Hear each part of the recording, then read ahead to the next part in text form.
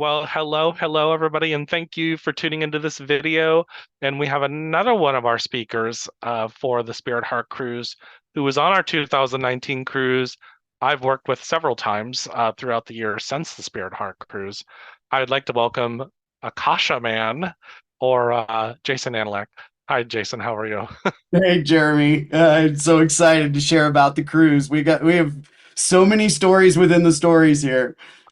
Yeah, I mean, I love it when synchronicity just starts to come together and how we just start to see, in retrospect, how that's affected a lot of people's lives. And so that's what I would like to chat about here a little bit. But let's start off.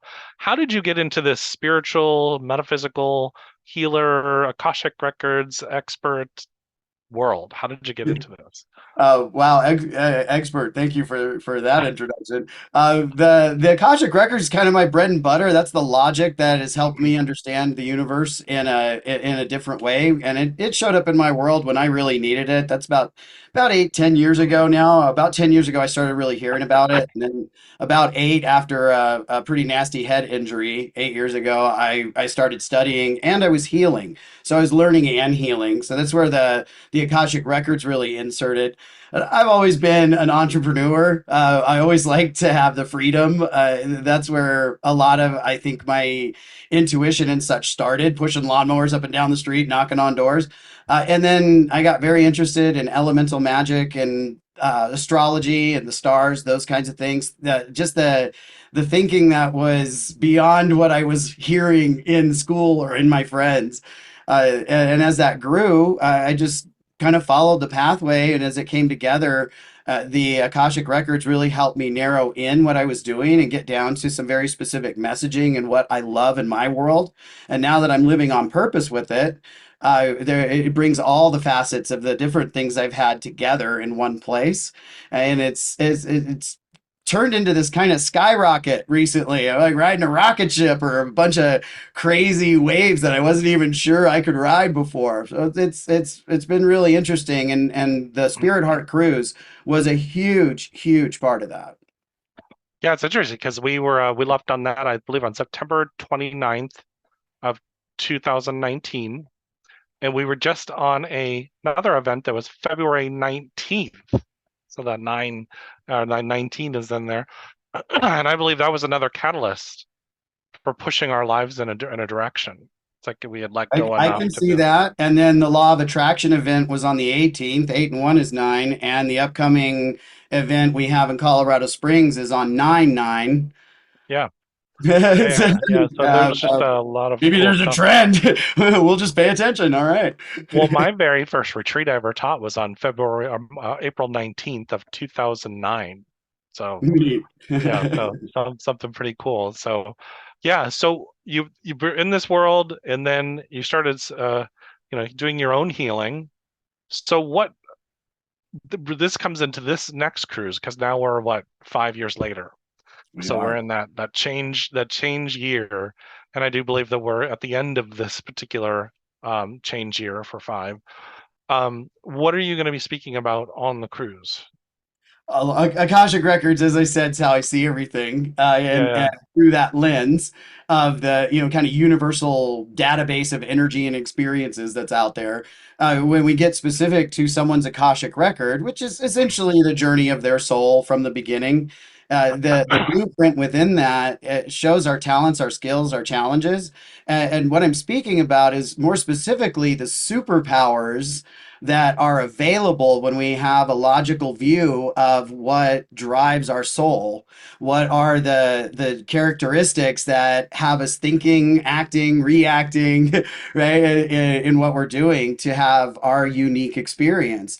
And the Akashic Records holds a lot of information. This is about getting very specific into what it is for each individual soul that they can align with and apply in their world to recognize not only the superpowers that they already may have developed and grasp for themselves, But a lot of them that I find all the time, it's students, clients, my friends, when we talk about we have some of our gifts miscategorized. They're sort of Mm, thrown over in this pile of something else, and within those pieces really are additional superpowers. And what I love to do is point those out, put them in a context where someone can relate to it, and give them an additional perspective to the one they have, and a lot of times they just turn it around right then and there. For me, it's the proof is in the logic, right? And we're mm, connecting the ethereal, the unseen, with some kind of practical application. And my talk, Akashic Records to Superpowers, does exactly that. wonderful. Yeah, it sounds like it's going to be absolutely fascinating. Are you going to be doing sessions on the cruise as well? I Akashic probably Record will reading? be doing sessions on the cruise. The last time we did that, it was so much fun for me. It's such a goofy story though, because one of those days, here I am reading, right, and I was fortunate enough to have a view while I'm doing it, and we're cruising across the Caribbean, and the readings were really, really good. I was like, "Ooh, the water's neat," and then I was kind of drained afterwards. About halfway through the day, I went down to Central Park on the ship, the Harmony of the Seas, because that's what we were on, right? Which is what we're on this time. So Yep. I'm gonna go with a little residual fun here is still there for us. But I had to go down to Central Park and hug a tree for a little bit. What I found at the end of that day was I was reading through the Bermuda Triangle. Is that a Uh, factor? I don't know, but I kind of know why I might have been a little on and off at the same time. So yeah, sessions on the ship, especially in my favorite area of it is the solarium. Oh, it's so peaceful up there. To meet with folks and have a conversation, yeah, I think really good sessions probably are something that occur in a one-on-one after a little bit of a relationship is built. I absolutely will have a conversation and read for folks while we're there. Wonderful, wonderful. And thank you so much. And tell me, I mean, you've already talked a little bit about it, but could we kind of go into what your experience was in the 2019 cruise, what that did for you going forward in your life? Oh yeah. Well, Tina Michelle, who's speaking on this one and was an integral part of that cruise, had contacted a dear friend of mine, Rochelle Kemper, and Rochelle brought me along in that because we were traveling and working together in the metaphysical field at that time, and I've always been grateful for that connection because it's how I ended up in a conversation with you guys. And once I had met you, Jeremy, it's no secret. I had a mission to kind of get to know Jeremy. And it just had this feeling, and I just sort of knew. And then when you had the Reiki, I came down and made sure I was there a little bit early so I could connect and chat with you. And we had a really great Reiki share. It was super fun. I expanded the talents that I thought I wasn't accessible to, right? And Jeremy brought that out in me, which you brought that out. It was really great. But that just was the beginning of a relationship that's been going on for some time. We sat down with dinner with Donna Campbell and had a lot of conversations. We've all worked together since, even done our own things. You guys have done stuff together. We've been involved in the circles, and the ability to recognize that we're not on our own doing things and to have tribe to work with is what we realized we were standing in. The three of us, I remember it was because it was just last month. We're standing in Temecula, California, at the Law of Attraction retreat after that amazing Italian dinner we had. Oh, Wow. yes, yes, yes, Oh, yes, yes. top 10 pizza in the world. I'll just go with number one in the world for me. But while we're standing there, the three of us kind of connecting and going, wow, what is, look at where we are this 5 years later, and we're on our way to the cruise. And the excitement, I have it right now. It's like all the hairs are standing up, right? The excitement of being able to invite and bring other people onto this and participate at this level for this cruise is what I'm really truly grateful for because I found my tribe, right? You guys, we know who we are and we're having some fun and doing different things together, and by sharing that. And creating consciousness and the opportunity for expansion. That's what the Spirit Heart Cruise is for, Yeah, and the circles continue. There's so many layers to this that a 10-minute interview couldn't possibly do it justice. yeah, absolutely. And it's just been so um profound when, you feel like you have these pinnacle points in your life where it just shifts the direction of your life. And that cruise was one of them. And I feel like we're building this community of people that are really doing this work. And for me, 2008, I had a dream that we were going to start lighting lanterns all over the planet. And that's why I called my ministry Lamplight Group. And we're doing it. Like that just blows my mind away, and it's so I exciting for me. I So totally agree. And then my view of that is flipping switches. yeah, Right?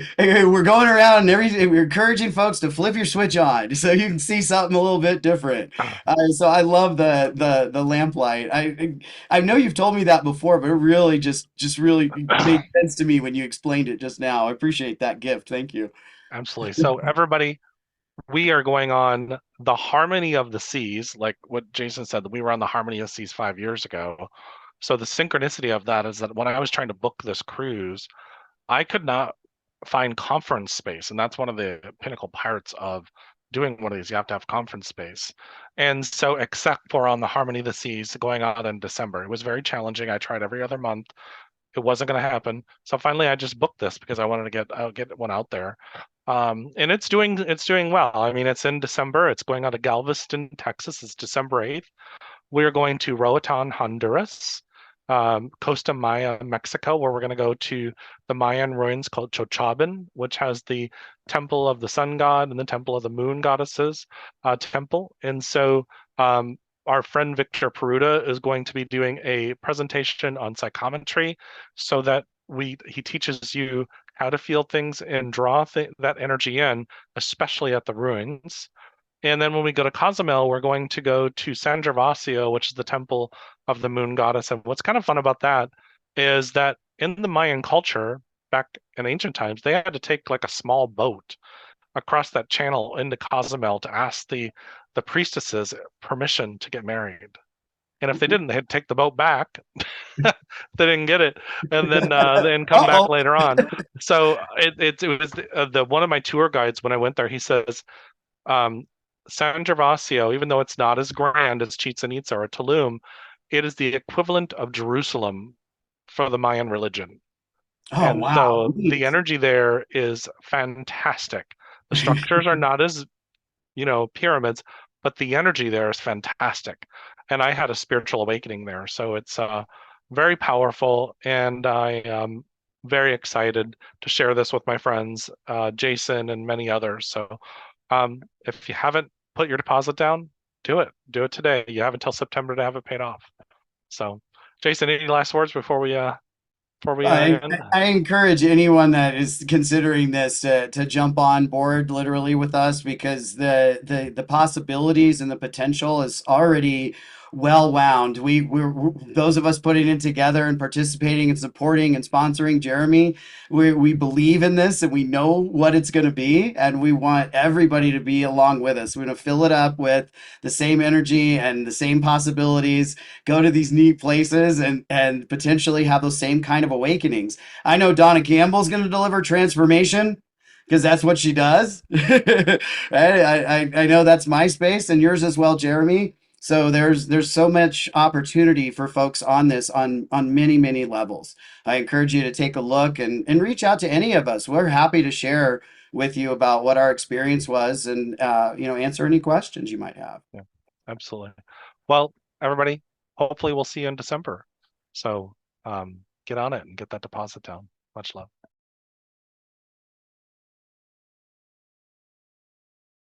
I'm Kevin Lee, and I'm a motivational speaker, a purpose coach, a spiritual teacher, two-time author, and I love the life that I've created today because I actually get to travel, I get to serve people of different cultures, different communities, different countries, and I help them discover who they are and to discover what they want from life. What are their dreams? To help people find their communities, to help people find the love that they seek in the world.